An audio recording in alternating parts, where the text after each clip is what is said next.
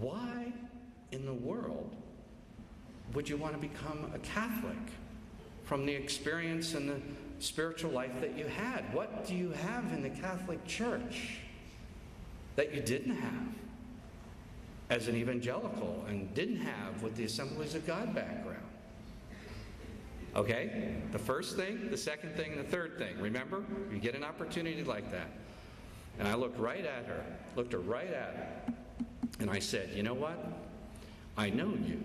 And not know her personally, but in a sense, I know what was driving her. And I said, I know you love Jesus Christ. And I also know that if you knew for a fact that Jesus Christ was going to be present somewhere in your town, that you would make a beeline to be there because you love him. And if he was going to be present, you would be there. And from there, I just went on and described to her the real presence of Christ in the Blessed Eucharist. When Matthew or any other gospel writer or any other New Testament writer is looking at a passage from the Old Testament and quotes a line from the Old Testament, what he's doing is expecting you to know not just that one verse that you've seen on a Christmas card 100 times.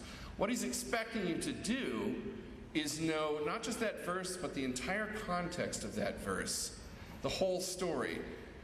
The example that I give is this. My oldest son is named Luke.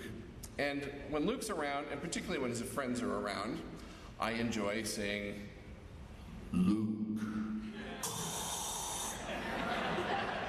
What did you just think of? And if I asked you, I could get most of you, especially the guys, to tell me the entire story of Anakin Skywalker and his whole, right? Just because of that one word that I said. Similar things are going on when you're reading the New Testament and it quotes a line out of the Old Testament.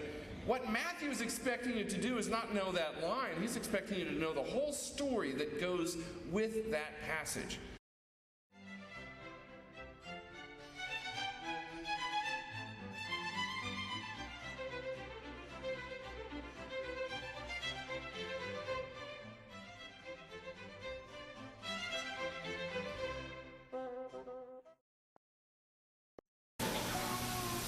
Our world and our communities are torn apart by hatred, bitterness, prejudice, selfishness, violence, and they need to be radically transformed.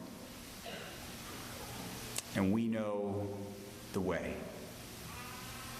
We must proclaim our faith and articulate the teachings of our Catholic Church in truth and in love.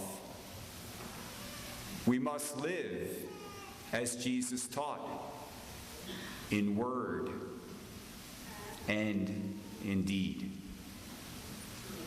We must avoid judging one another. We must pardon those who have offended us. And we must love all people without exception, including our enemies.